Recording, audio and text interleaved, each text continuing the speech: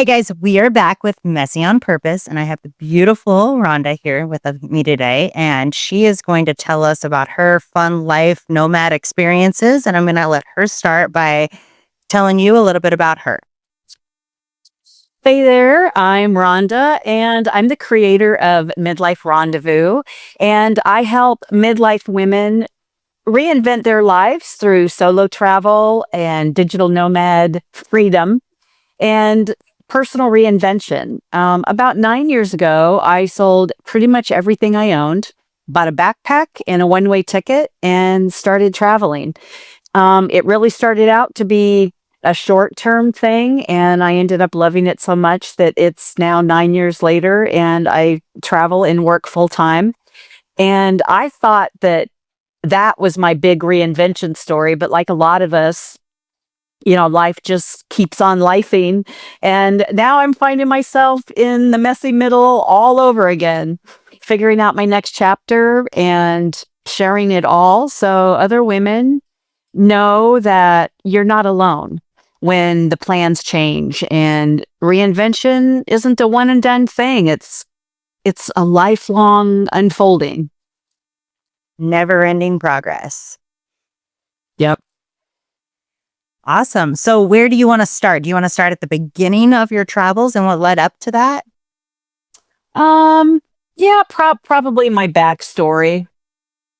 Just a little bit of what led you into this nomad life. Yeah. All right. Well, let's just start from the beginning. Where do you want to begin?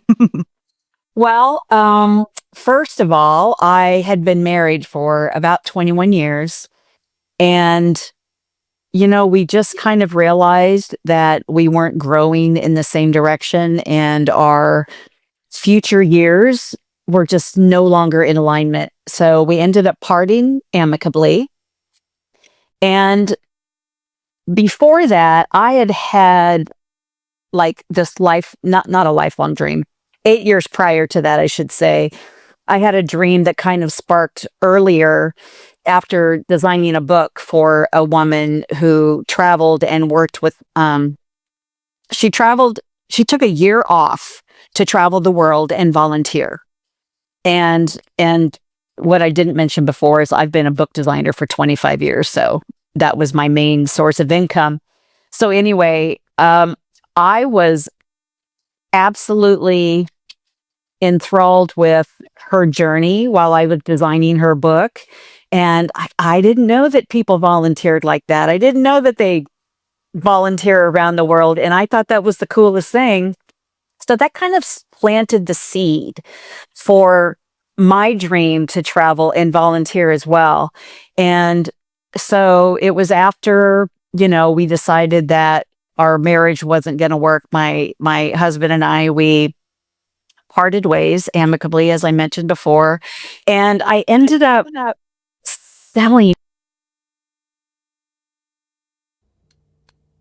Oh, What is that? Okay, so apparently Amber Alerts aren't included when you have your phone on silent and do not disturb. very interesting. We learned something new today. Oh, I know. So anyway, I really just wanted a restart, and I wanted to just travel for a few months. I had a plan that I would travel to Central and South America, and I wanted to write a book about what female entrepreneurship looked like in developing countries. And so my plan was to volunteer for other women entrepreneurs and then interview them and then write a book about their stories. That's how the whole thing got started.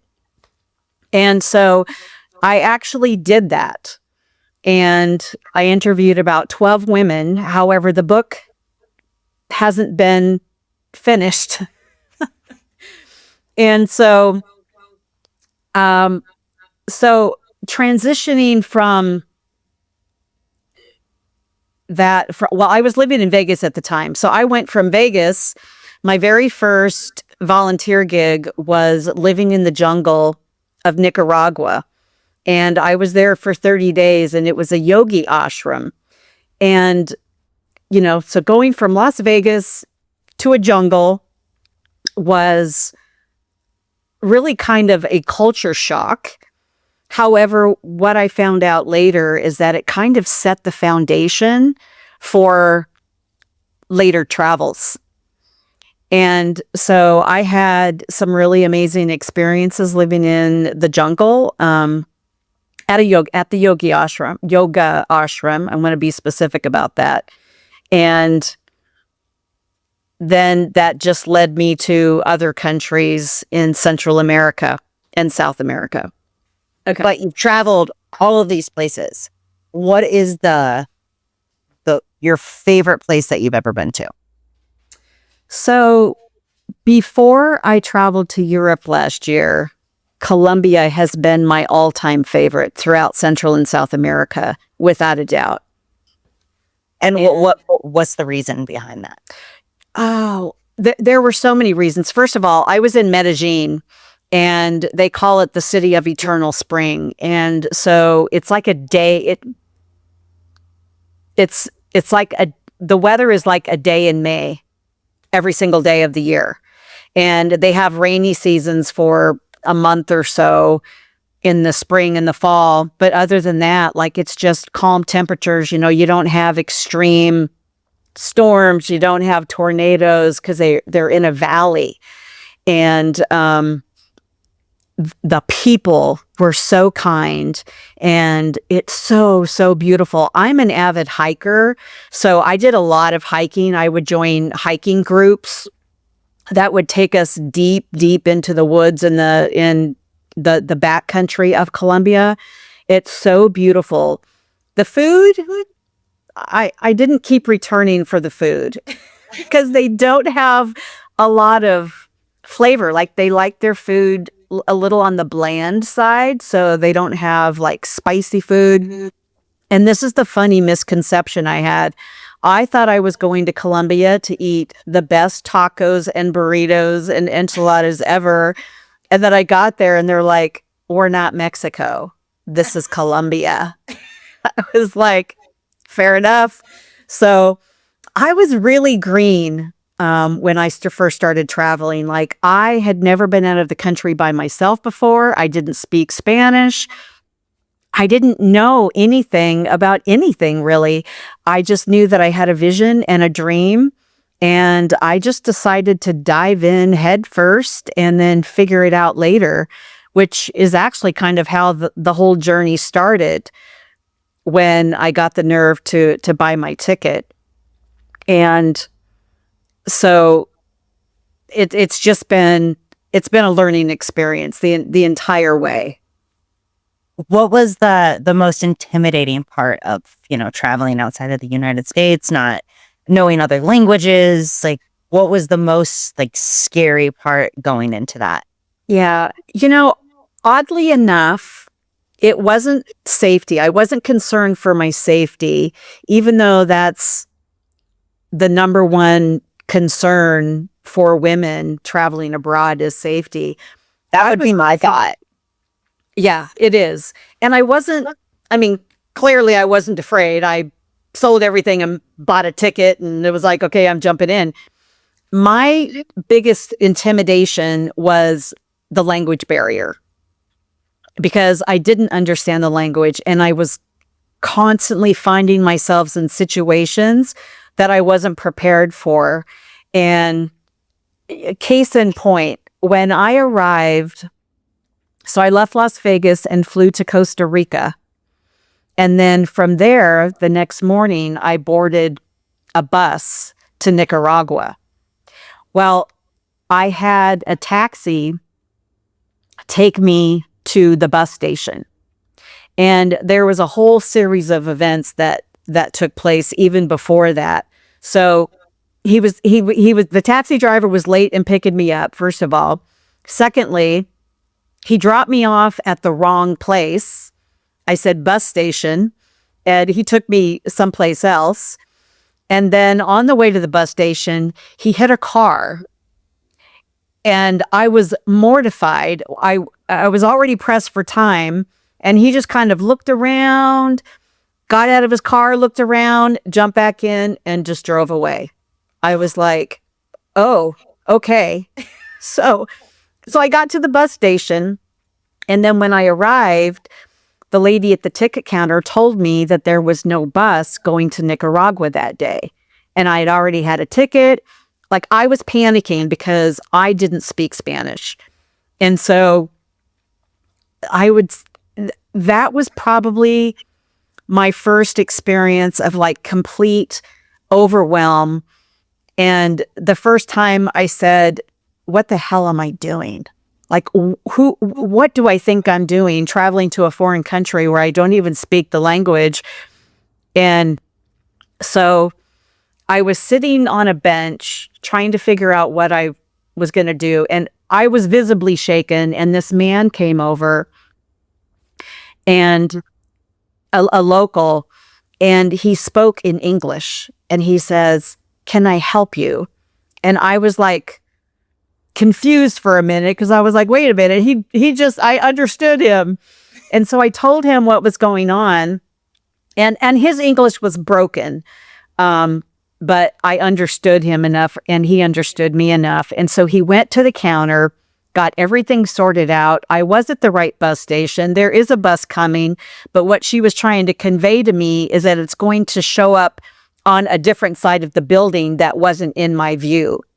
Oh. And so he went over to the security guard and pointed at me and explained to him the situation. And he came back over to me and he goes, okay, I have talked to the security guard.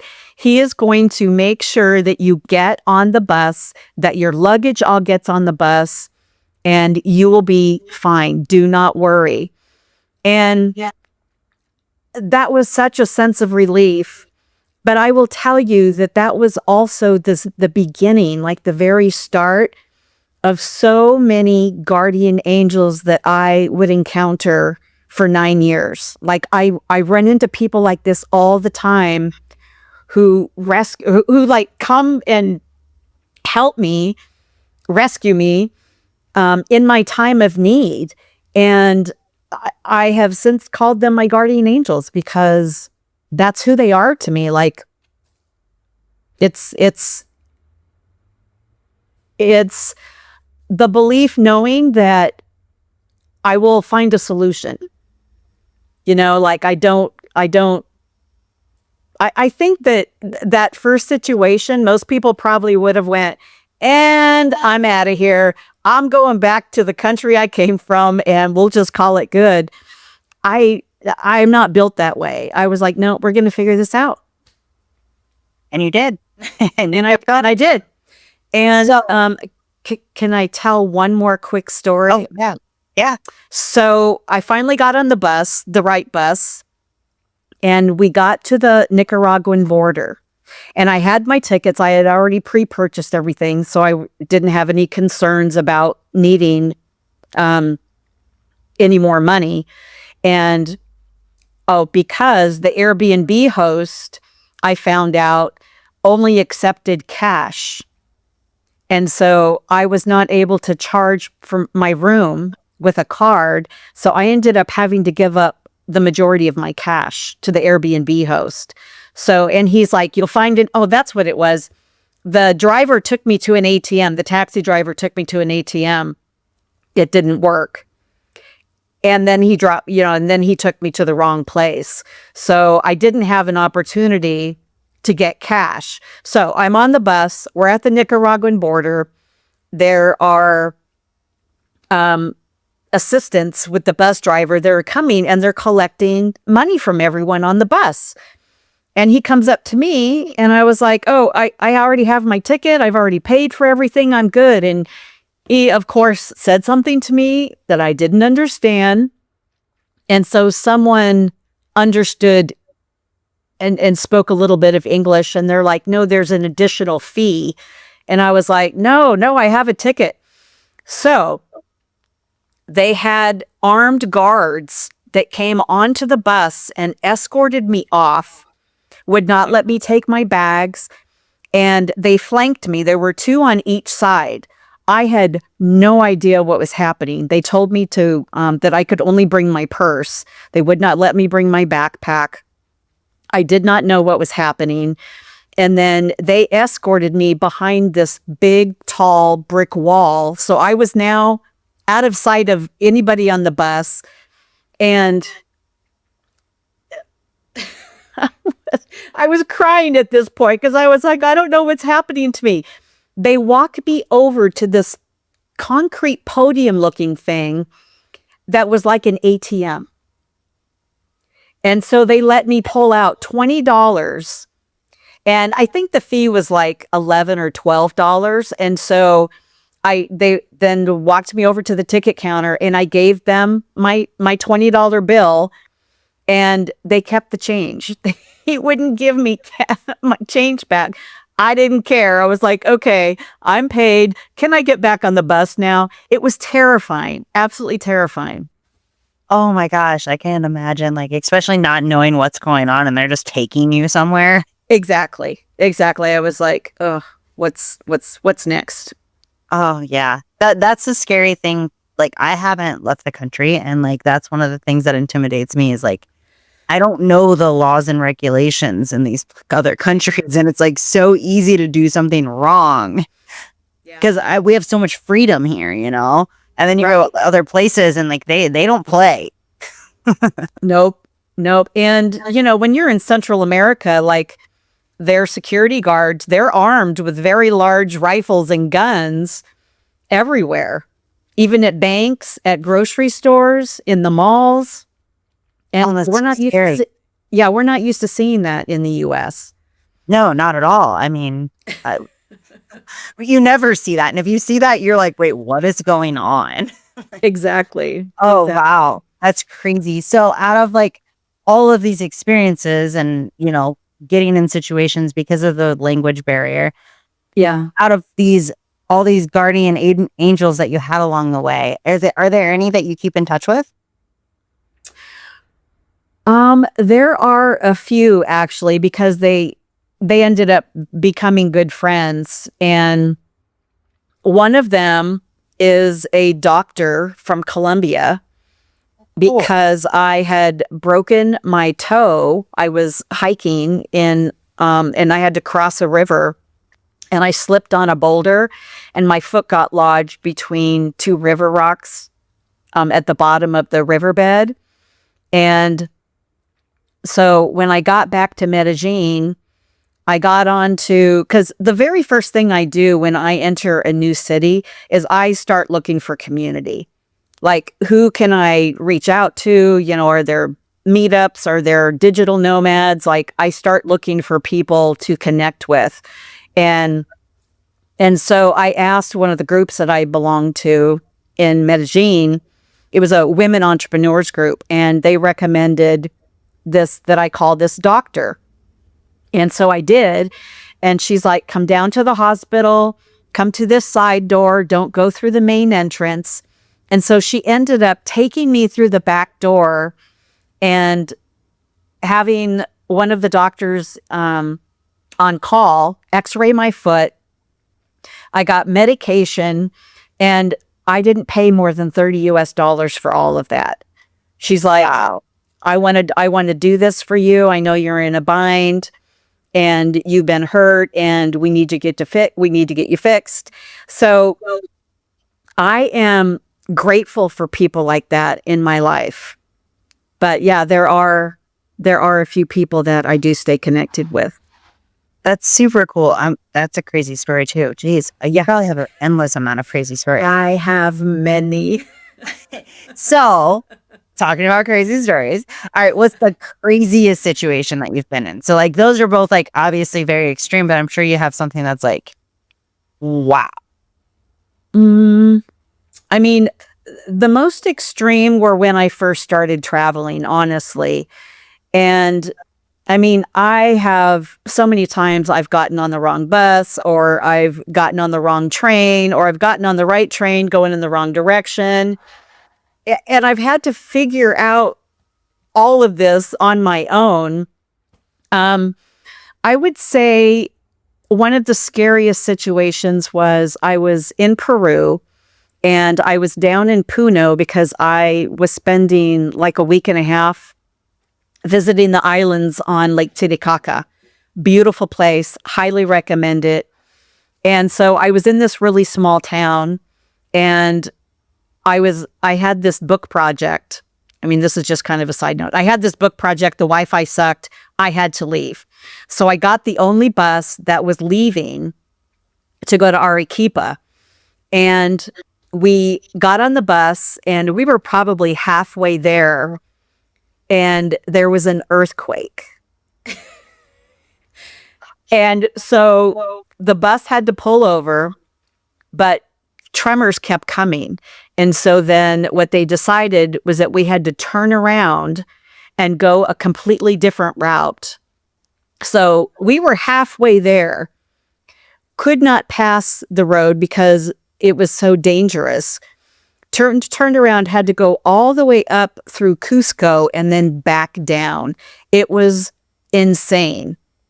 So my 3-hour bus ride turned into a 13-hour bus ride with no Wi-Fi, no electricity, no way to charge my phone. And it was like their buses aren't like super luxury.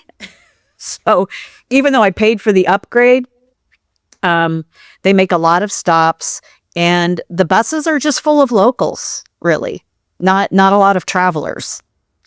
So that was pretty scary, knowing that I was driving through an earthquake. Well, that's a long time to be on a bus. Oh, it was. Yeah, it was a very long time. Did you, on that trip, did you make any like connections, like anyone that spoke English that you could associate with? There were a few people who spoke English on the bus, broken, but it did help me pass the time. And, I always take advantage of those, getting those Spanish lessons, so they would, because by then I had started taking Spanish. So I was learning Spanish. Being in Central America taught me right away. Like after I left the jungle in Nicaragua, the very next thing I did was I went to Granada, Nicaragua, and I enrolled in a Spanish school. And I lived there for 2 weeks so that I could learn Spanish and communicate, because it just became very clear that when you're in these smaller towns, you don't have locals who speak English in most cases. So I've had to learn Spanish in order to communicate. Did you use like Google Translate or anything like that? I do now, because I haven't been back to the Spanish speaking countries in a while, at least in Central and South America. And so I do rely on Google Translate for texting, especially because there's so many situations, like if I'm meeting up with groups or, just trying to figure out how to get directions and stuff, I have to use Google Translate for all of that. And I will say that it has gotten much better over the years than it was 9 years ago when it was first coming out. So I do rely on that. And I also practice with Duolingo. I'm not as good at that as I should be, but it has helped me quite a bit. So I don't know any Spanish, no whatsoever. Like we go into little Mexican like taco place or something, I have to have my husband tell him no onion. Like that's how bad it is. I took French, no idea why I took French. I have no plans to go to France, but that's what I said. But my husband's actually used that Duolingo app, and he says that it's super beneficial. It is. It's really helpful, and you can go back to it anytime. Like I lost my daily streak a while ago when I came back to the U.S. and that was the thing that I should have kept doing. Like, when you come back to the U.S., you're back in your native language. Like the people that I hang out with, they're not Spanish speakers, and so I had no reason to practice or communicate. And then, but I learn my lesson every time I go back to Mexico or Spain or So I do have to brush up when Well, I it's not like travel back to those countries. it's not like front of mind when you're here, right? Like, does everyone speak English? Like, it's very rare in a situation where you're like, I don't know what's going on. So like you're like, Exactly. why would I think to do that? And then you get back into that situation, you're like, well, crap, I could have been spending the last month doing this. Right. I know. I know. As I'm on a plane back to Spain going, I probably should have brushed up on my Spanish. But there are, like in some of these bigger countries, there are a lot of people, you can find a lot of people that speak English. And even though they really do appreciate it if you speak their language, they're tolerant, I guess, for those who don't. But the appreciation does go a long way if you make an effort to follow their customs and, speak their language. Even if you're chopping it up, they appreciate that you're trying. So that's one thing that I've learned and that I really try to respectfully, follow when I'm traveling. Which makes sense, right? It's more of a respect thing. You're coming to their country. Yeah. Like we expect the same thing when people come here, like speak English. It's not any different. Exactly. Go to Spain, you should speak Spanish. Right. Exactly. Let's see. Let's see. Where should we take this? I was like, I don't want to keep you in this section so long. I feel like I could ask you a million travel questions. Right. So maybe we can start with why. Why did I choose the digital nomad life? Yeah, maybe why you chose the digital nomad life and why you went the places that you went versus like other places, Yes. right? Because it sounds like you spent a lot of like in Spanish speaking type countries. Like why you chose that versus going to like Japan or Thailand or something like that. Right. Well, I traveled to Latin American countries. First of all, I was just drawn to them, and I don't really have a better explanation than that. I because I didn't go because I thought I was going to be safer. That's certainly not the case because I've been attacked, and it was a terrifying experience. And fortunately, I haven't had many incidents after that. But for whatever reason, I was drawn to Latin America, and that's where I wanted to start. And so I was probably about 3 months into my journey. I had only planned on being gone for a few months. And because I was divorced and decided to sell everything, I really just wanted a fresh start. I didn't know what that looked like. I had the desire for freedom and growth and just living life on my terms. And I wanted to bring a dream to fruition that I'd had since I was a child. Like I've always wanted to travel. So, wanting to explore the world and experience different cultures and maybe prove that reinvention in life it's not just for the young. And I know that I was going across the grain for all that, because society has certain expectations for us, right? Especially as we're older. I mean, I started this life when I was 53, and at 53, you're supposed to be slowing down, not ramping up, right? And you're still ramping up. And I'm still ramping up. I was 3 months into it, and I had friends who were taking care of my dog. I had a mini Australian Shepherd. His name is Jax. And I had friends who knew I was going on this trip, and they came to me and they're like, we would love to take care of Jax while you're gone, because they have a border collie. And so a perfect fit, right? So I was about 6 months into my trip, and I was volunteering at a hostel in Quito, Ecuador. And the owner had to go back to her home country. I believe she was from Canada, to do a bunch of paperwork. So she was going to be gone for a whole month. So I ran her hostel for a month. And when she got back, I was packing and getting ready to leave. And the friends who were taking care of my dog they were like, hey, you've been gone a while. The dogs have really bonded, and we know that you're on your way back soon. And we're going to have to find a companion for their dog, Jamie. And I was like, we need to have a conversation. And I had already known in my heart that this was the life for me. Like, I felt like I found my life's purpose, that I was meant to travel. And because I couldn't get enough of it, and it changed everything about me. It was so transformative for me. And so I remember getting on a video call with them, and I was just sobbing. Like, I just couldn't even stop crying. And they were like, are you okay? Is everything all right? And I was like, I'm not coming back. I can't. Like, this is my life. That I love this. I love this life so much. And then they were like, does that mean we get to adopt Jax? And I was like, if that's what you want. And then they started crying. So it's like, we have this cry fest going on the video.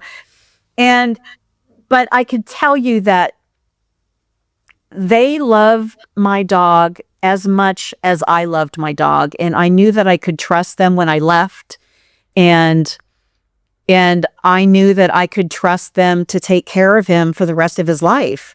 And so every time I go back to Vegas, I go and visit Jax. And I'm shocked that he still loses his mind when he sees me. And he barks and yips and yaps, and his little stubby tail just goes crazy.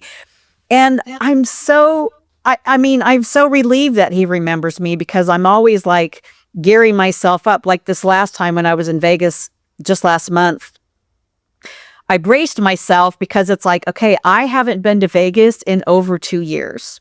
So by now he's probably forgotten me. It was 9 years ago now.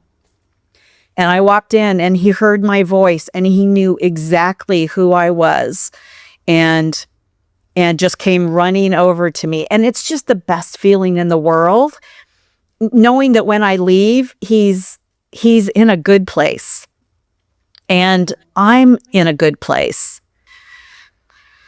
It's weird how life kind of makes things fall in place. Might seem like a mess, you know what I mean? But like, Yeah. You were wanting to continue with your travels while they were wanting to keep the dog anyways, because it had already bonded with their dog, and like, Right. it just kind of falls together. It doesn't always feel like it falls together, but it does. Yeah. Yeah. I knew 6 months in that I was not going to stop traveling. Like, I wanted to just keep going. And now it's 9 years later, and I'm still traveling full time and working remotely. And do you want to talk a little bit about working remotely, and like kind of what that progressed into to give you the life that you are living now? Yeah. So I built my remote income through my freelance book design business. I've been a book designer for 25 years. I've been in the publishing industry just as long. In fact, I ran a publishing company for 5 years. And when you say book designer, what is it? What is that exactly? I design everything. I design the book cover. I design all the interior pages, the formatting and the layout.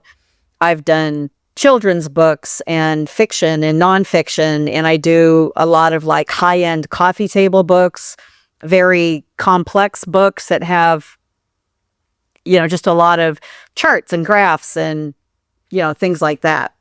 Oh, okay, cool. I've never met anybody that does that, so I'm like, I might as well figure out what that is exactly. I love it. I love it. And I still love it, even though I'm not transitioning, but I've added another layer of the services that I offer, because all I want to do is show women what's possible, and that this life is achievable if you have a way to produce an online income, whether you're a coach or a speaker or an author or any kind of solopreneur where you have the ability to work online. You can travel. And so I really believe in this lifestyle. And so what I've kind of transitioned into is mentoring women in midlife so that they have the confidence to travel solo if that's what they choose to do. And they have the confidence if they're curious about the digital nomad lifestyle. They can start small. It doesn't have to be, yeah. So, okay, so I went a little extreme. Sell everything and just travel the world forever. Because now I'm 62 and now I'm in like this new spot where I'm having to pivot and reinvent. And I'm like, okay, now what? So, but I also have hosted 30-day work and travel ventures. So these are, I really love this, taking women with me abroad. So we go live in another country for 30 days. And my favorite part is teaching them how to live like a local. So we go through all the things, and we went to Colombia a couple years ago. And it's like I teach them about, the transportation systems and the culture. And, we have a little mini Spanish lesson, and we go do fun things. I organize day trips, and, we brainstorm, and we have masterminds, and we do co-working sessions in co-working facilities. And I really love that part of travel when I can show other women what's possible. And so I do that now through my mentorship program, which is Midlife Rondavous. And I want to, I don't know, I really want to empower women who are going through change, right? Who might have their own reinvention going on and their own new chapters, rewriting their stories, so to speak. And so I'm telling you, anything is possible. Like, I am no one special. I'm no one extraordinary. I just took action on a dream that I've had for a very, very long time. So with these abroad trips that you do with like midlife women, what is the criteria for someone to join that? Like what do you, and like what do they need and what do they do to get there? Right. So if they're already ready to travel, if they're used to traveling, and they just want a sisterhood, just a sisterhood, a like-minded community to travel with, and they do work online, that's like the first thing. Like, they have to have a way to make income. It's not something that, you come and join us and then, you treat it like a 30-day vacation, and you don't, because I really appreciate it being, a community, where we all participate in doing the same thing. And of course, you have free time to go explore and do whatever you'd like. But the premise of it is about co-living and co-working together. So we do have co-working sessions, but we do fun things, like in Colombia, we went and learned how to do salsa. And one of the women that joined me, she was a speaker. And so I organized a speaking event for her through the Women Entrepreneurs of Medellin. And so she had an audience, and she got to speak in a country that she hadn't spoken in yet. So, and then we had a lot of fun day trips to, a lot of the areas around. And, like I said, they get to explore on their own. Some things are optional, but I think that the biggest thing is you need to be willing to co-work together with us, and just be part of the community, part of the sisterhood that I love creating. So when it comes to the criteria, you don't really do retired, right? Like anyone who just is taking it as a vacation. You want people that actually want to make this a lifestyle. Right. Right. Well, or just want to try it on for size. If they don't want to go alone, if they don't want to figure it out on their own. And then that's also why I have the mentorship program in place is because it's 12 weeks of learning how to live this lifestyle for as short or as long as you want to. And it's really about meeting them where they are. So whether you have never traveled before, but you want to try it, or you have traveled before, but you're not quite sure about, being gone that long by yourself. Like I meet them where they are. And I feel like that's really important to do so that it's not a cookie cutter program. And then at the end of the program, they get a 6-month roadmap that literally maps out their next steps for wherever they are on their journey. Or it could be a 3-month roadmap or a 6-month roadmap. It really just depends on where they are, whether they're first starting out or ready to take off by the program ends. And it's an opportunity for them to experience solo travel and working abroad. So when it comes to these trips, how do you choose where you go? Well, right now I'm choosing the places that I haven't been to. So because otherwise I would just keep going back to all the places. Although I will say that I do choose places that I've been to before because I like to get really acquainted with the community so that I know what to expect more than they do. You know what I mean? Yeah. But if I do go to a country that I haven't been to before, then I will go typically 1 or 2 months ahead of time and then just kind of do a reconnaissance. So I get very acquainted with what is around, what's available, co-working, and I get all that set up. So, but the next trip, we are thinking about Bali for 2026 and also Italy for 2026. I hadn't been to Bali, but I've been to Italy. I was just going to ask that. Yeah. I mean, if I'm not stretching myself outside of my comfort zone by traveling to these new countries, like I want to lead by example. And it can be terrifying sometimes going into a country where you don't know the language. So I don't have a goal to travel to every country, but I do have a goal to explore every continent. And so far I have traveled or explored 4 of those continents. And next for me is Southeast Asia, or at least that was the plan. But now I have... I'm in the middle. I'm in the middle of a messy middle. So it sounds like we can navigate to the messy middle and start talking about that. Yeah. Yeah, this would be a good time. So after 9 years abroad, I came back to the US. So I was living, I actually spent the last year and a half in Europe. And so I stopped traveling and came back to the US because my youngest daughter was having her second baby in November. And I did the same thing with her first baby. So I would go back and just kind of help her transition into mommyhood and, help her get grounded. And so this time I had my 2-year-old granddaughter to also help take care of after her sister was born. And so I stayed for a few months, and my plan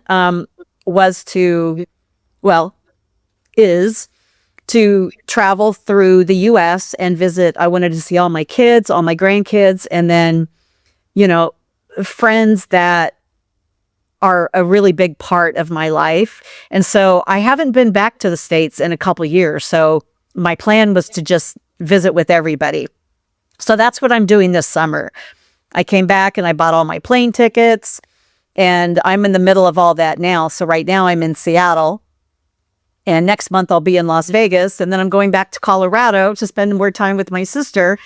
But while I was staying with my daughter earlier this year, my longtime client, so I only had one client for 15 years, and I know that you're not supposed to keep your eggs in one basket, and it has come back to bite me However, we've been working together for 15 years, and she kept my plate full all these years for 9 years of travel. Like, I never had to market my business. I never had to network. I didn't have to look for additional work.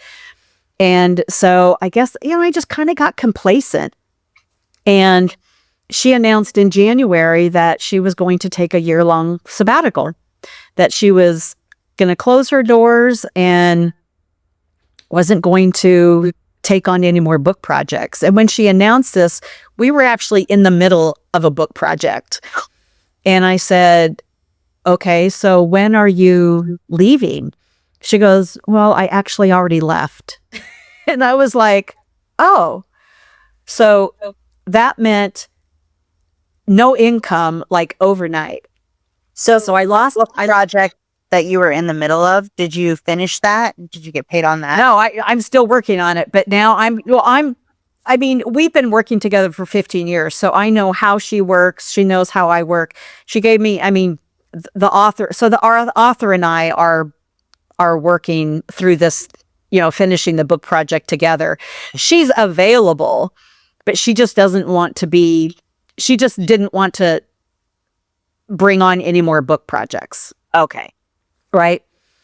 So that kind of left me in a little bit of a precarious situation, right? So I'm in the middle of all this, but I have plans to go until August. And then, I have no home by choice. I have no car by choice. And I don't have American insurance by choice. I do travel with Nomad insurance when I'm abroad, for emergencies and all of that. And so here I am in the States. Like, I would be crazy to try and buy a ticket to another country without having any kind of financial stability, right? So that's kind of like, it's where I'm at right now. So, but the interesting thing is that, like, things look different because I'm exploring how to continue living this nomad lifestyle, but as a woman willing to evolve and adapt and stay open to what's next. And that's so important when you're living this kind of lifestyle anyway. So I'm kind of, going back into the unknown again. But this is the thing, like, I'm not starting from scratch. I have so much experience, and, I'm just starting with a fresh new template is how I see it. And so you have to be willing to evolve and adapt and stay open to what's next, especially in this kind of a situation. So, because I feel like reinvention, it isn't a one-time event. It's continual unfolding. And while freedom is beautiful, it also requires resilience, creativity, and certainly resourcefulness, right? So I just have surrendered to the fact that being in midlife, it doesn't mean that I have to have it all figured out. And I'm allowing myself to pivot, which gives me permission and others to do the same. I'm certain that I'm not the only woman in this kind of a predicament. Maybe not exactly my predicament, but where we're having to pivot without a backup plan and without warning, and Life throws you things. yeah, and exactly. And so sometimes the mess is the message. It's where connection happens. And I will tell you that the friends that I have confided in about my circumstances, like, they have been so supportive and generous and kind and loving. And so, like, I'm already living the plan that I had for the summer of visiting all my friends and family, but it's like, I'm getting my cup filled. Like, they've just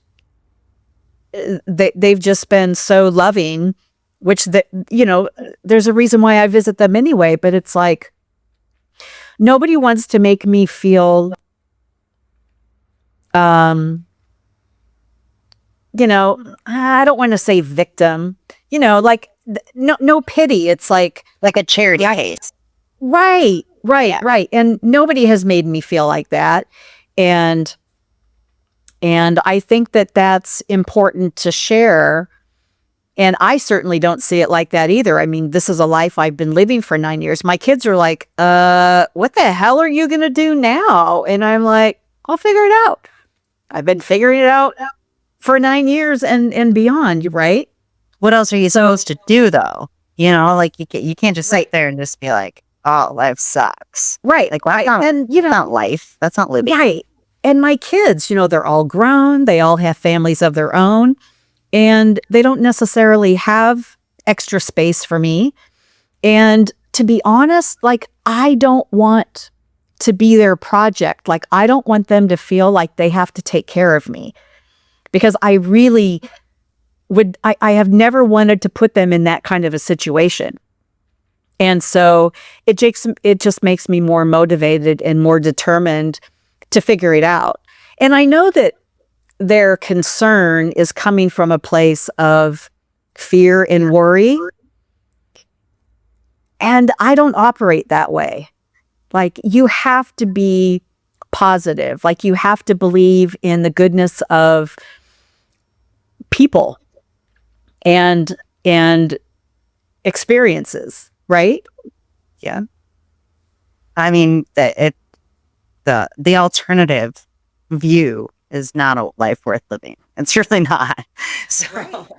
So what is your plan? Like, what have you figured out how you're going to maneuver this, and like what you're going to do to kind of, are you going to stay with like book editing or sorry, book design? Or are you pivoting more into this mentorship? Like, what is the direction you want to go? Interesting you should ask me that, because what does every woman who's in the middle of a crisis and having to pivot, what do? They launch a YouTube channel.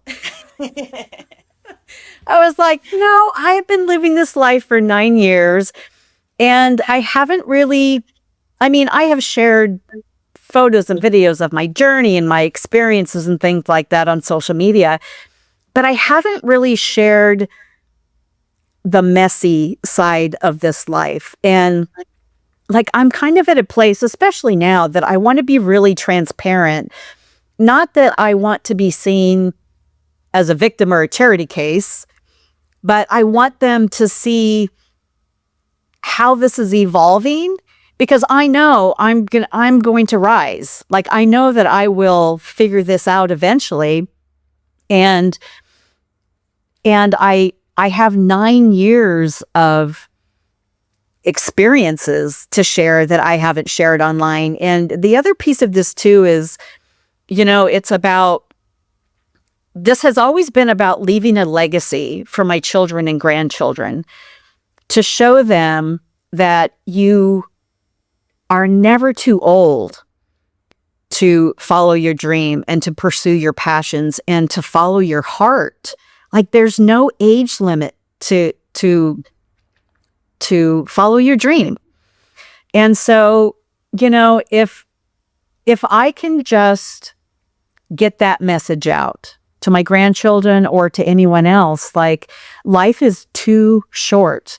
And I have, just within the last year, I've probably lost a handful of friends and colleagues that, we lost to circumstances that they couldn't control. And I don't want to play small. I don't want to play small. I want to show up, and I want to honor every dream I have and to continue traveling.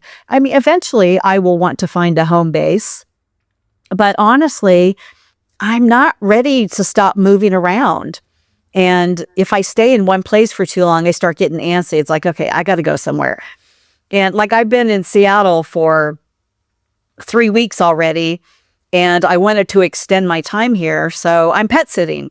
And that's one of the things that I do when I'm traveling is I pet sit for, actually, it's very common in Europe to have pet sitters.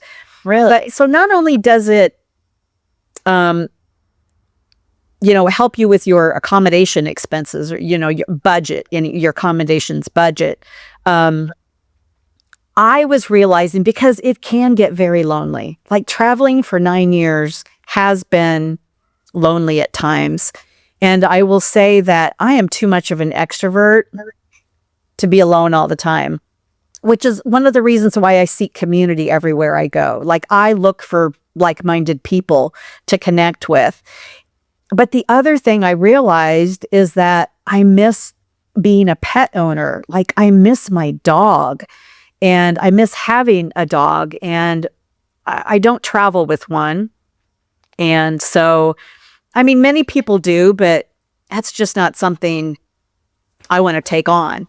So it has brought back the, the love, and, you get that unconditional love from cats and dogs. And I don't know, it has really, really helped with my loneliness when I do feel lonely. And I do enjoy my alone time, don't get me wrong, but I realized how much I missed having animals in my life. And so a few years ago, I started pet sitting because of that. That's cool. I didn't even realize that was a big thing in Europe or anywhere. I guess I didn't think about that. Europeans. I just have my neighbors watch my dog. Right, right. Well, I do this through trusted house sitters. And so it's an even exchange. So they get free home and pet care, and you get a free place to stay while taking care of their animals. And Very nice. I've had great connections with it allowed me to travel to Ireland last year, and I got to stay there for 2 months. So, and the bonus is that both families, because they were 2 different pet sits for about 3 weeks each, they loaned me their cars. Really? So I got to drive around Ireland, sometimes with a dog in tow, sometimes not. And so it allowed me to be there for 2 whole months.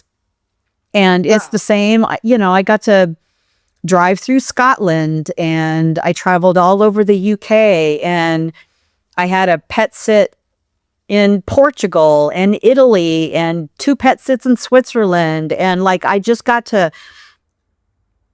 go to all these amazing places while pet sitting.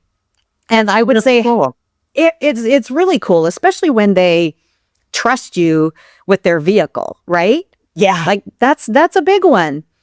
And but I was so surprised of their generosity, and I've just had amazing experiences pet sitting, and some of them I still stay in touch with. I mean, some of the dogs, I will admit, I cry when I leave because I get so attached to them.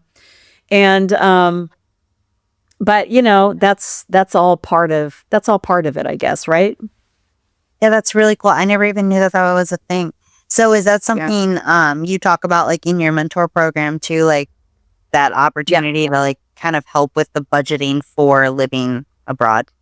Yeah, I mean, there are so many ways that you can afford to live abroad, when you're traveling as a digital nomad in addition to work, because if you think about it, I'm living in these beautiful homes, I've got Wi-Fi, I have a comfortable bed to sleep in, and I get to explore the area, walking the dogs, driving around. And it's very, very popular in Europe, just as much as it is here in the US. And every now and then you might see something pop up in Asia and, Greece and Eastern Europe. But for the most part, it's the UK area. Okay. So is this app that is the app or website that you use, it's worldwide, or is it just that area? No, it's worldwide. It's trusted house sitters. Okay. That's very cool. I don't know if I'll ever use it, but just curious. I ask a Yeah. lot of questions just in Yeah. other things. Ah, I don't know why sometimes I catch myself, I'm like, why am I asking this? But I just want to know. There's a lot of people curious. So yeah, so with the mentorship program, like we discuss everything, like how to prepare for yourself, because it's a mindset shift too. It's not it's not just let me just pack my bag and leave. Like there's a lot of things that you may not be thinking of, more than what to pack, but what to be prepared for. Like, I feel like it's a lot harder when you live in the right? United States because, I mean, most people don't even leave the United States, right? Like, I've never been out of the United States. And Right. going to Florida from Vegas is not that big of a deal, right? Like, pack, Yeah. backpack, you're fine. Like, it's not like you Yeah. need a bunch of stuff. You don't need to prepare. There's no weird laws or anything that you're going to break because you're in the United States. And we can do that all over the United States. So we have so much to travel to here. And then you go somewhere else. And I feel like there's so much more to prepare for. Yeah, and there is. And you know, the truth about that is that like sometimes you're going to end up in a situation that you can't fix right away. Like, you know, you have to make sure that you have a stable computer. And just a quick story, I was living in Mexico and I had just bought a brand new computer and I didn't have time to like switch everything over, so I brought my old laptop with me. Well, I had been there about a month and my brand new computer, the screen went on the fritz. And I had to surrender that laptop in Mexico to send it back to an Apple store in the US. And I was without it for 2 weeks. If I hadn't had that backup laptop, I don't know what I would have done. Like I would have had to fly back to the US, or like I didn't know what I was going to do. Because you can't work without it. No, I can't do anything without my laptop. And it's the same thing with a phone. You know, I travel with an extra phone because, you know, theft happens.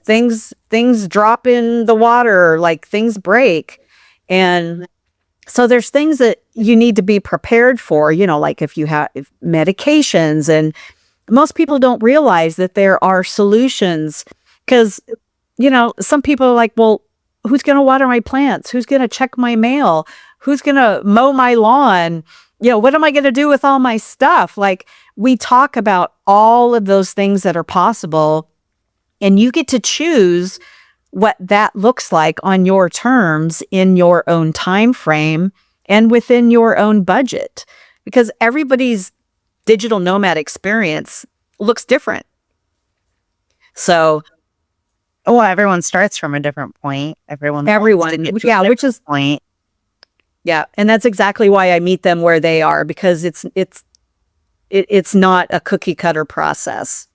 I do like health and fitness coaching, and it's the same thing. You have to meet somebody kind of where they're at. So I kind of get what you're saying. Like it's not a one size fits all, and I don't feel like any coaching should be. If it's cookie cutter and it's a one size fits all, it's probably not good coaching, right? It's not good mentorship. Right. So I do feel like that is the only way to give people real value. Right. Right. And, you know, another thing I want to touch on about that's really important is I get a lot of pushback still from family who doesn't agree with my lifestyle. They don't understand my lifestyle. And, you know, I feel like they're stuck in those societal, you know, those age barriers where, you know, now that I'm 62, surely I should stop traveling now. Shouldn't I be a traditional mom or a traditional grandmother? I have 6 grandchildren and with 3 kids. And there are solutions to staying connected when you're traveling. And so those are also important things to discuss because, you know, women in midlife who are empty nesters, you know, maybe have just gone through a big loss or a divorce or whatever, they're just ready to do something different. I didn't leave to escape my life. I left to step into the life I always dreamed of, and that dream keeps evolving. Like what I dreamed about 9 years ago is different than what I'm dreaming about now, but the lifestyle is supporting me to bring those dreams to life, right? And like a lot of people don't understand because they look at life at such a narrow point of view. Right. Right. They're looking through that narrow lens. So they just don't get it. I told you that I grew up in the Midwest, and like I call it a Me too. sink. Yeah. So you understand, like there's like a sinkhole there, right? That they just can't get out of. It's just like that's all they see. And if you do anything outside of that, it's kind of weird and it's strange. And why would you do that? And and you can explain it, but it doesn't matter. Like they just can't wrap their head around what you're doing. Very few people have passports. Oh, and yeah. I feel like if you're coming from the Midwest, in the land of casseroles and Jell-O salad, they probably don't understand why you would even leave the country, let alone the state. Right. Yeah. Like most people, most people in the Midwest haven't even been on a plane. Right. Right. It's like, oh, we'll just drive there. Yeah. And not very far. Maybe to Florida. Exactly. Exactly. Yeah.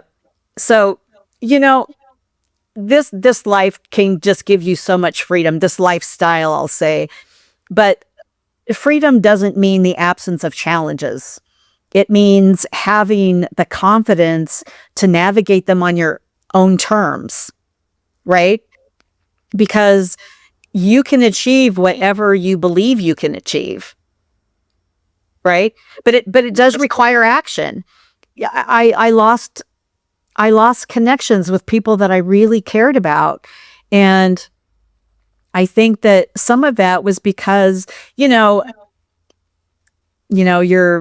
you're comfortable in your home, in your town, and you have your girlfriends and you meet every week for coffee and you talk about your dreams and what you would love to do and where you would love to go.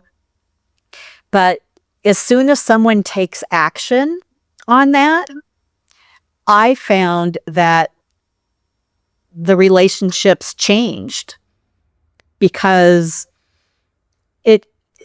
they don't always understand why you would do that, because they're not ready to take the step. Right. Usually, or they're scared or intimidated or insecurities. Right. Well, it gives them an opportunity to look at themselves, and not everybody is prepared to do that. And I will say, like, what catapulted me into action is, realizing and coming to the agreement with my ex-husband that we would be better off as friends, right? Like our future was just not in alignment. And so when I was living in Vegas, I was at a mastermind meeting that we would go to every 2 weeks. And so I went to this mastermind this one day, and there was a whole group of us sitting around the table.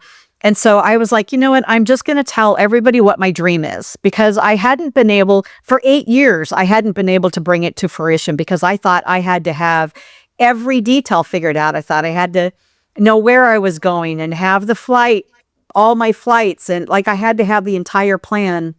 That's like completed. The biggest roadblock most people hit. Yep. Perfection. And so I brought all of this to the mastermind. I was like, okay, I have been trying to bring this dream to fruition for 8 years. I want to travel. I want to travel abroad. I want to interview women in Latin America and volunteer. But I wasn't able to do it because I had and I gave them all the obstacles that I had created, right? And one person, my dear friend, Kat, she looked at me from across the room And she said, Rhonda, what would it look like if you just bought a one-way ticket and figured it out from there? Like, no plan, no, just buy a ticket and go. And that was a life-changing moment for me. And I swear I heard like angels singing or something, because I was just like, oh my God, could it really be that easy? Could it be that easy? And by the time I went to the next mastermind meeting, I had purchased a one-way ticket to Costa Rica, and I had my first volunteer gig accepted and planned. I had no idea what I was doing next, but that was my first step. And I will tell you that in 39 days, I had everything I owned sold or donated, and I was on a plane to Costa Rica. 39 days from that moment. So talk about taking action. Like that one question that my friend asked me changed everything for me. Like I didn't even realize that I could just do it little steps at a time, because I already was working remotely. I already had ways to earn an income. So that wasn't the challenge. Which that's most of what people need to figure out. Most people have to figure that out. If you already have it, that's even easier. Right.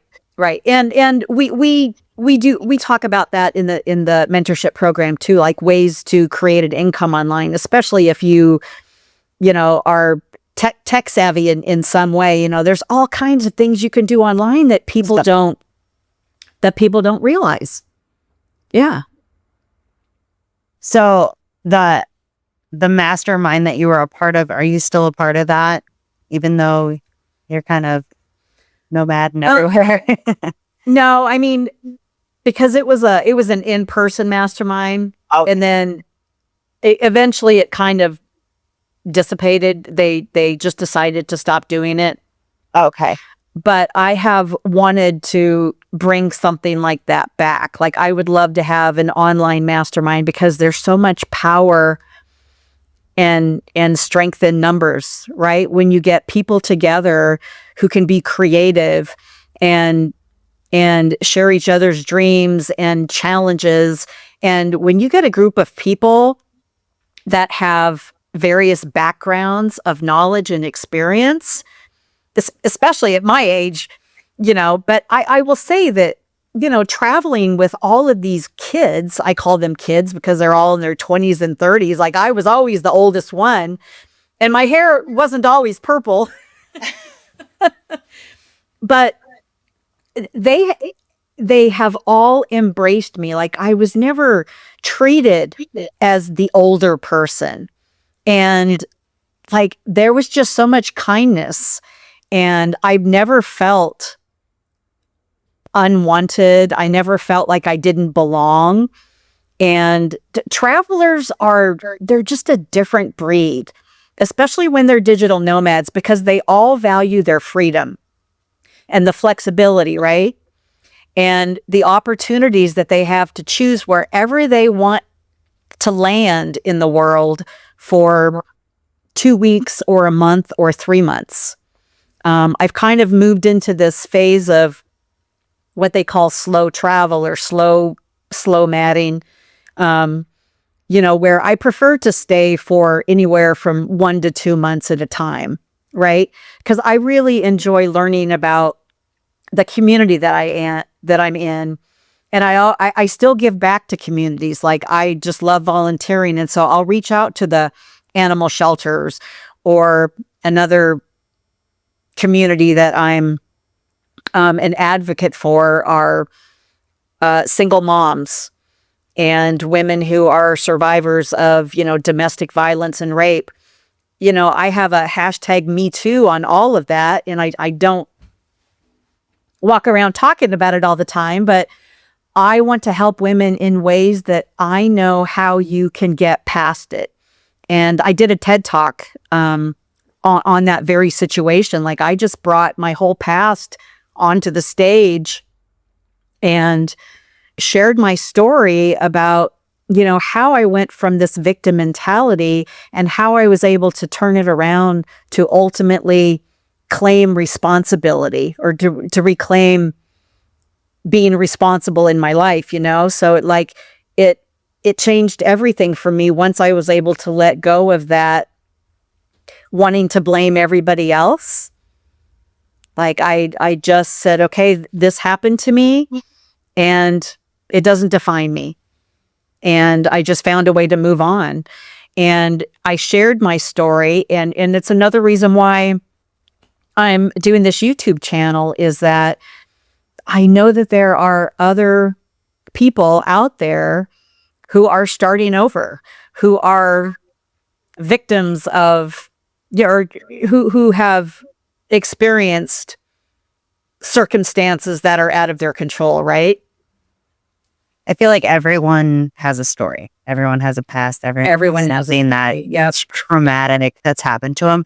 And it's all about how you look at it, how you embrace what happened and learn from it, and how you move on with your life. Because if you live in that forever, it's gonna hold you back from doing the things that you want to do, being the version of you that you want to be, and helping you not only like fix yourself, but you also help others by embracing it as well. Yeah, and I believe in that you never know who's going to be affected when you share your story. You never know who that will impact by sharing your story. And so that's why I always encourage everyone to share their story. And again, it's one of the reasons I decided to do the YouTube channel, because I have a story. And I'm now in my second midlife reinvention. And even I don't know how it's going to turn out. But so do you see yourself starting that like mentorship, the online mentor, or mentor program? Do you plan on doing that? Oh, yeah. Yeah. I already have everything set up. I have a website. Oh, sorry. Not mentor. Sorry. It was the mastermind. Sorry. That's what I meant. Not the mentorship. Yeah. Well, I mean, I have so much on my plate right now. I don't know how I could fit that in, but it is something that I've always wanted to do. And those little mini masterminds can also happen, like with the 30-day venture work and travel ventures that I do as well. Because I do feel like community is the biggest thing that has gotten me through. It's the women who show up and say, me too, or how can I support you? And I'm that woman too. Like, I want to be able to show women what's possible with this lifestyle. And even if they don't care about the digital nomad side of it, there's a lot of women in midlife who don't have the confidence to travel solo. Just even traveling within the United States, there's a lot of people that will not travel solo. Yeah. Yeah. And I say start small, like treat yourself to a weekend in Sedona, or, just rent an Airbnb. Like, start small. You don't have to leave the country to test the waters. And you don't even necessarily need to go to like big cities or anything. You can get a little cabin out in the middle of nowhere, or, small towns. There's a lot of really cool small towns that we have throughout the country. 100%. 100%. Yeah. Because, like I said, I'm a huge fan of outdoors, nature. I hike everywhere I go. And so that's always what I'm looking for when I, go to another country. It's like, where are the nearest trails, and what can I see, and what wildlife is here? And fun fact, there is nothing poisonous on Ireland. Like plants, there's no animals. Yeah, nothing that will poison you or harm you. Interesting. Yeah. Well, if you think about it, there really isn't there's a whole lot of sheep, like bighorn sheep, because they literally just walk on the roads as you're driving. They're kind of like deer here. Yeah. Yeah. And they don't necessarily move. Like, they're so used to cars that it's just like, yeah, you figure it out. I'm just going to keep doing my thing. Just like the deer in the Midwest is what you're saying. Like the ones that just like go out there and they're just like, what you going to do? Yeah. Yeah. Oh, you get hit me? Yeah. Exactly. Exactly. Yeah. But that's really all they have is like sheep. Well, I mean, they have other animals, and I think that they do have deer, but they're really small. Hmm. They're much smaller than what our deer look like. Like they don't have moose and bears and But they don't have like snakes or anything. I didn't think they have snakes. Yeah, if memory serves me, I don't think they have snakes because I think I asked about that one time, like, because when I'm walking in like tall grass and stuff, my brain goes to what's slithering underneath that I might. Colorado did that to you, didn't it? Colorado. Oh yeah, yeah. Living in Colorado, definitely. Well, and the cougars and the mountain lions and the bears and Everything's out to kill you. right, right. And as the homes expand and we crouch in on their territory, they're all working their way down to the cities, right? And the neighborhoods. So you have to be mindful of that. But yeah, there's no bears or there isn't anything like that in Ireland. So I could hike and not worry about a cougar or a mountain lion, jumping on me from above. That's really nice considering that you're traveling alone too. That was always my like worry, like hiking by myself in like Colorado. Yeah. And I probably hike, like I hike in some very, very remote areas by myself where I don't even have GPS connection. And, my family gets a little unnerved knowing that. Yeah. But I don't, I rely on my instincts. And if something doesn't feel right, then I'm not going to go down that path, or I'm not going to make that kind of a decision. But I am a risk taker, and I get curious.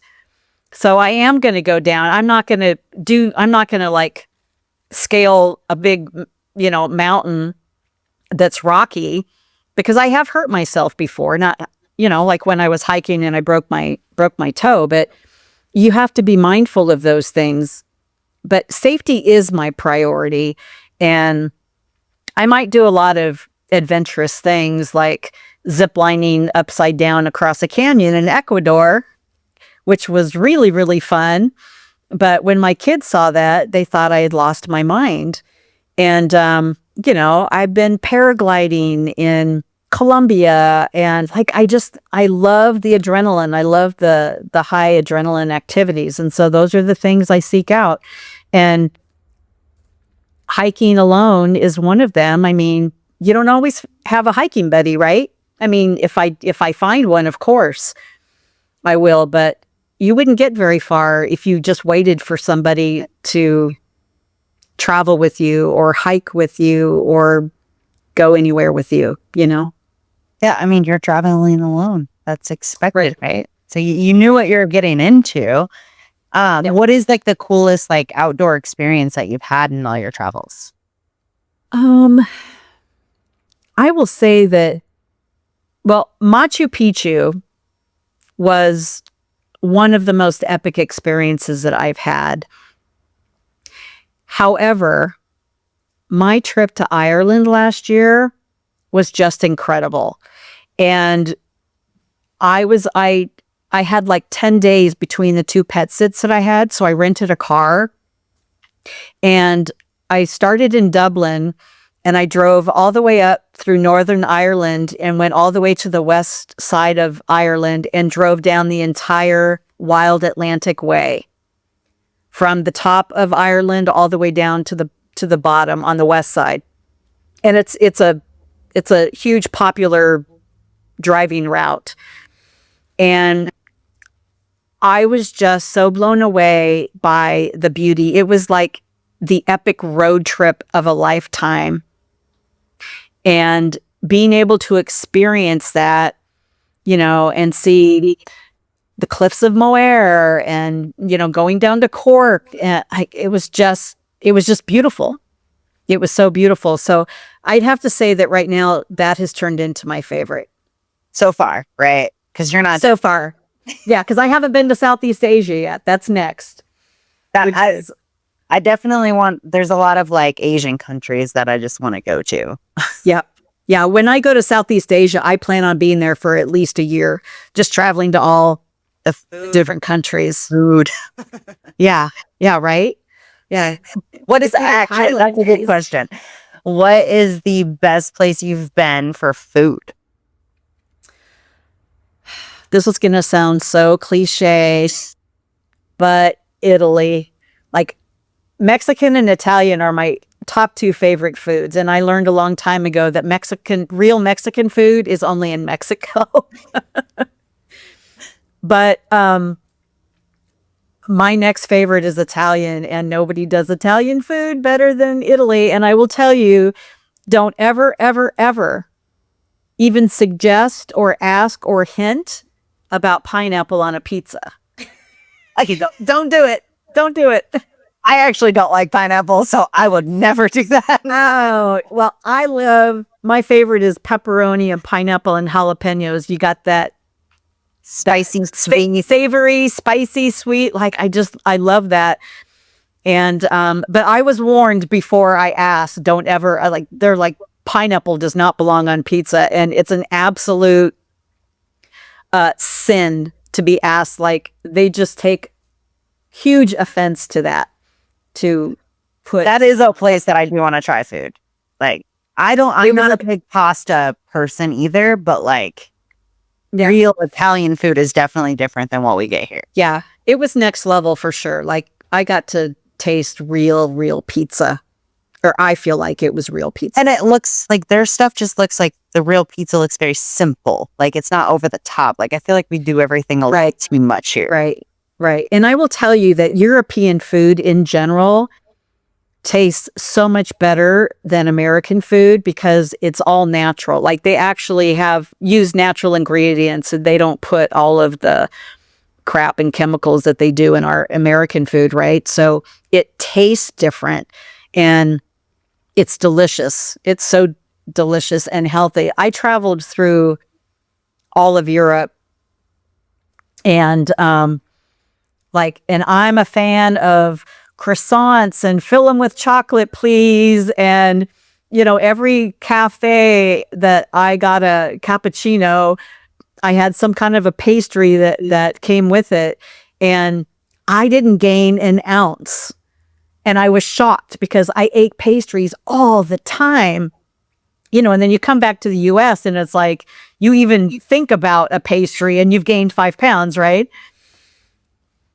Yeah, but it's delicious. It's really delicious. There's a lot of great countries that have great food. Peruvian food is really, really delicious. What is their food? They have a lot of meat and rice dishes. It's the flavoring, it's the spice that they use. And, every country is different. Argentina is different. Oh, Argentina food was good too. Oh, wow. See, now you got me going back in time and I'm like, oh yeah, I forgot about Argentina. It's hard when you're a foodie. It's hard. Right. Well, and see, I'm really not a foodie. Like I just eat what I like, and I'm not really adventurous. And I learned I had a shellfish. I was allergic to shellfish. I just developed this recently. And so the paella in Spain was delicious. But I learned that I can't eat shellfish anymore. And, like the food in Portugal was delicious. Like I would have to say my least favorite overall was the food in the UK. It's just different. It's Is it the UK that does the weird thing with like bread and beans or something? Yeah. They have some weird combinations that I was like, it's like almost poverty food. Like it's like very bland, like canned. Right. Well, and it's funny because when I was in England, all of a sudden I became the one with the accent. And everybody was always calling me out on it. They're like, "Oh, you have an accent." And I'm like, "Me? You have the accent, you know?" But no, traveling through the UK, I was the one with the accent. So that was kind of a strange feeling because it depends on, even in Ireland, like the dialect. So it was very refreshing to know that everybody spoke English, but the dialects are different and they have different words and different sayings. And so it was actually fun to learn all of these different things, even if sometimes it was at my own expense. The Irish are fun-loving people, and they love to have a good time, and they love inviting. They loved inviting me to their experiences, and so I had a lot of fun in Ireland. I got to learn how to dance in Ireland, drink Guinness, which I found was delicious.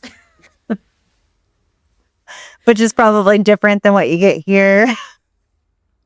It's not the same. Yeah, and they even told me that because once it's exported, it takes on a different, I don't know if it's the processing or the travel, or I don't know what it is exactly. The altitude, and then I don't know. Yeah, it's a number of factors, but they said that true Guinness you can only get in Ireland. Interesting. Because the export process, I mean, I don't think it's the export process, but something that happens with the processing and the transporting of makes it taste different. But I don't like dark beer, and so I really didn't want to try it because to me it was like it was going to be heavy and bitter, and so they poured me this little tiny glass, and they're like, just try it, and I did, and I was like, oh my goodness, it was so smooth, and it was really good. So that became my favorite beverage in Ireland. It was all about the Guinness. That's super cool. Like, it's something that you wouldn't have normally did. Yeah, no, I wouldn't have if they hadn't persisted. That's cool. So out of all the places, to trust them. yeah, I mean, they're the locals. They know. So out of all your travels, where did you find like the nicest, most welcoming people? Oh, well, I know it's a random question. Colombia for sure. Okay. They were so kind and welcoming, and like I was staying in an Airbnb with a family. I was renting a room in a family's home, and they found out it was my birthday, and they had this big elaborate meal made that was all authentic Colombian food. They baked a cake.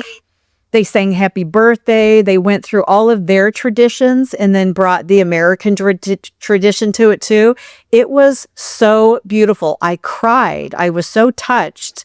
And Colombian people are like that everywhere I went. And I will say that I'm going to say Ireland, like they're not very chatty.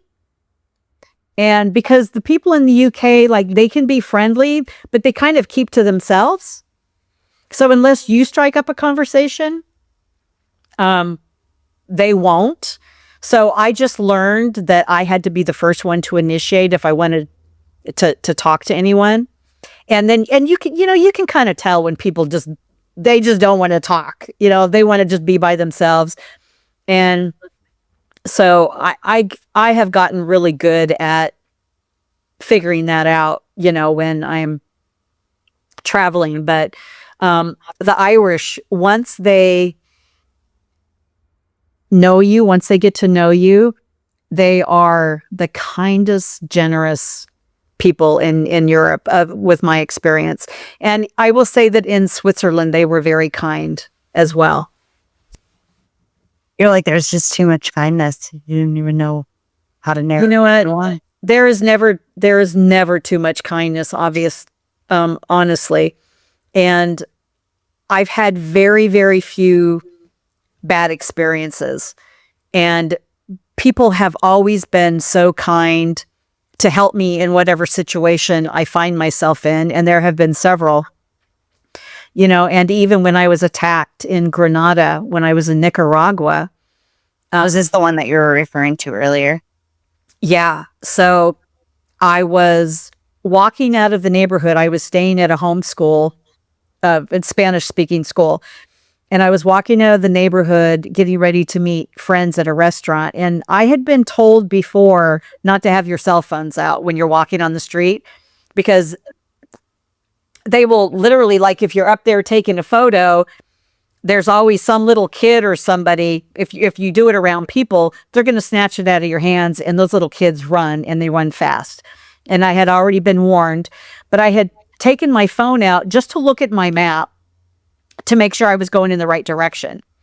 And I no more than did that. And I looked up, like something told me to look up, and this guy was coming down the hill at full speed on his bicycle, and he was staring me down. And next thing I know, he ripped the phone right out of my hand.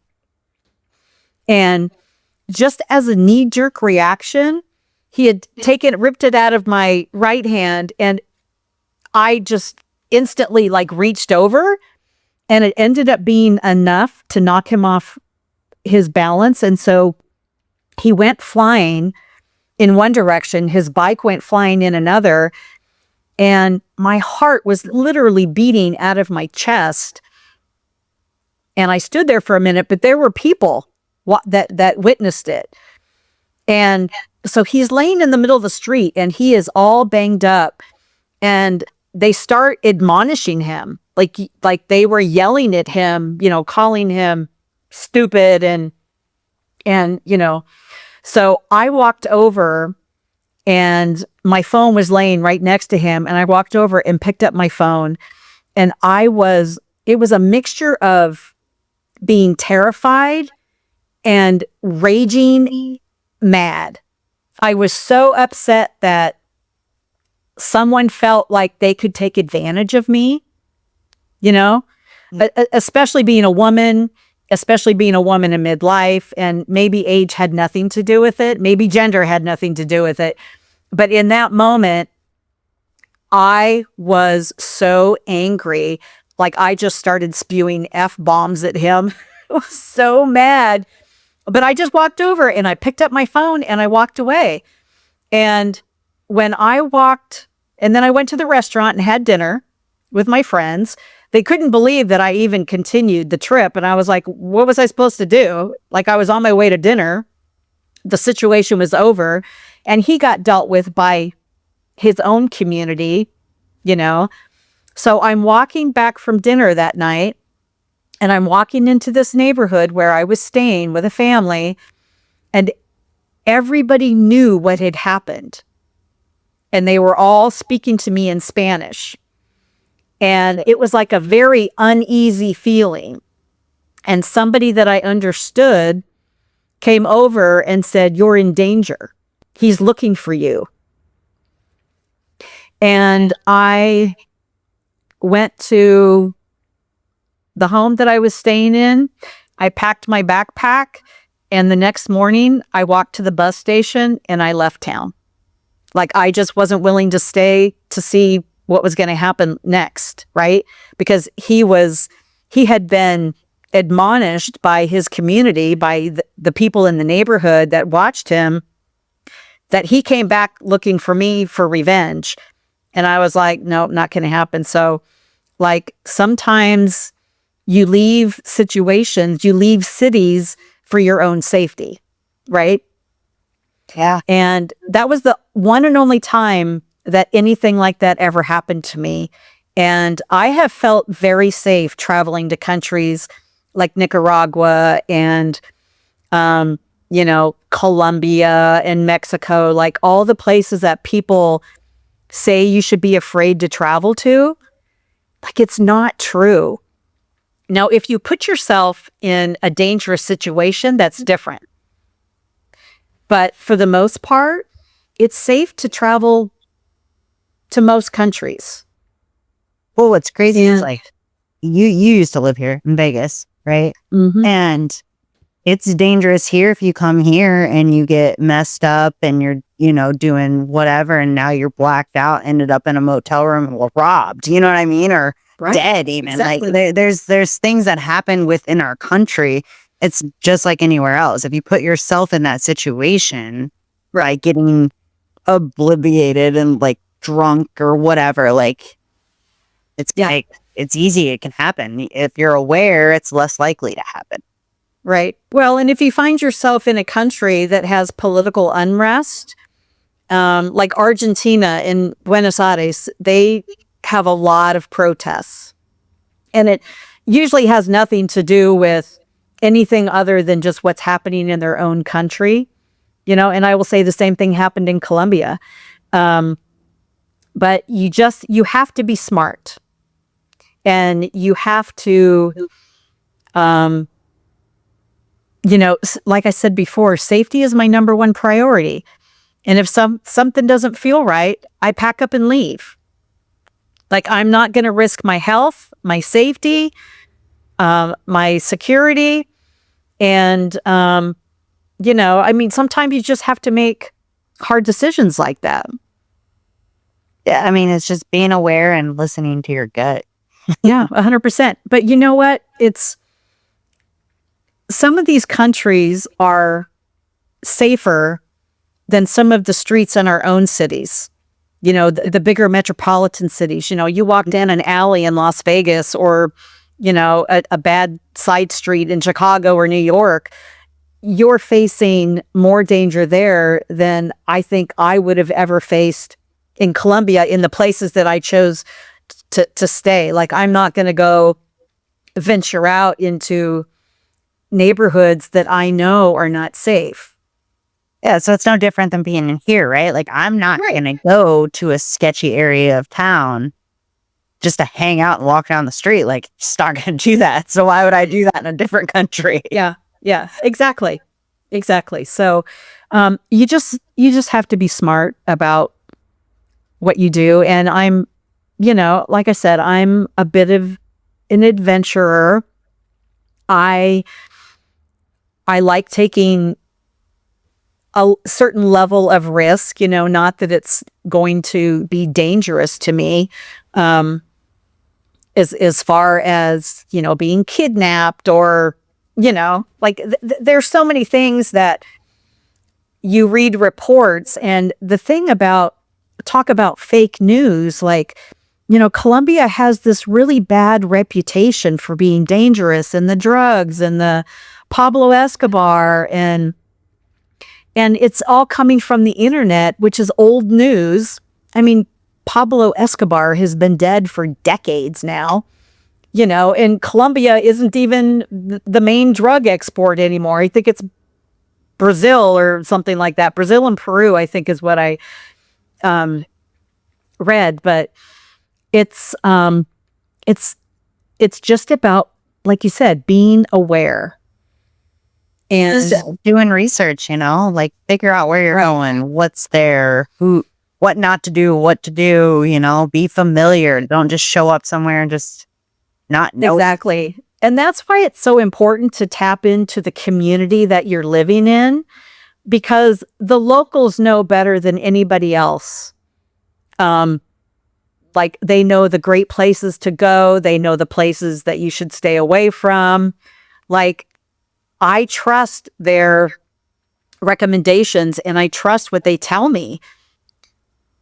And that's how, well, you're not going to get that same knowledge from a Google search. 100%.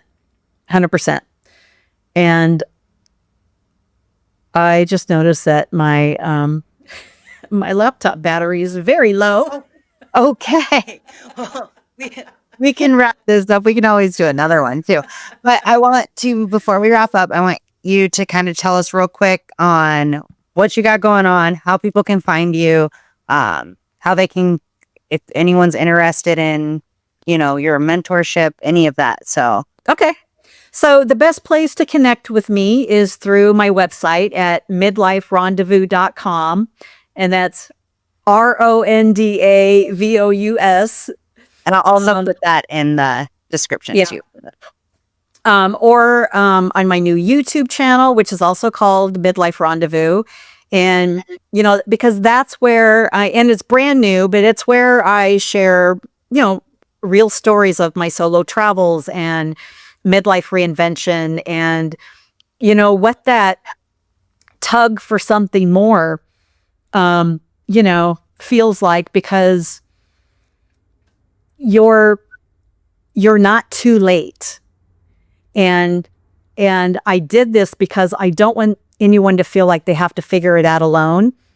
Because right now, at this point in my life, I'm right there next to them trying to figure it out too. And That's all life is, right, right. So those are the best ways to reach out. I mean, I'm on Instagram. Everything is Midlife Rendezvous. I'm on Facebook. Yeah. So find her if you're interested, right? yeah. And then maybe we can connect when you come out to Vegas in July. I would love that. Yeah, I would love that. I'll be there probably the second, or I think the first or second week. No, the second week of July, I think, is when I have it planned. Okay. Yeah. I don't think I have anything going on. So just let me know when you're here and we'll connect and grab lunch or something. Maybe we can get Alicia to come with us too. Oh, that would be great. Yeah, she's been on this journey with me every single step of the way. Like, she was my ride or die without being right next to me. And then she connected me with Daniel Ford too, which I believe you know too. Oh my, she was at the mastermind that I had that epiphany, that awakening. Yeah. And she still talks about it. She's like, I'll never forget that day. She had nothing but amazing things to say about you. And I name dropped you because same connection, and then she was like, oh yeah. So. She's a powerhouse. She's a firecracker, and I have so much mad respect for her. She's an incredible woman.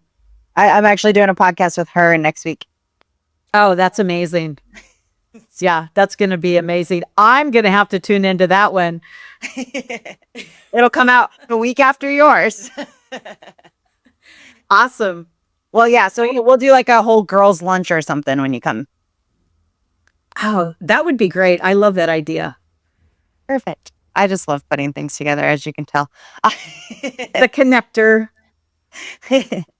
Perfect. So I thank you so much for coming on, sharing your story. I'm excited to kind of see how things grow for you with your YouTube channel and your mentorship and just how you progress through this messiness, Thank you. And I'm excited too. Well, until next time. Bye, guys.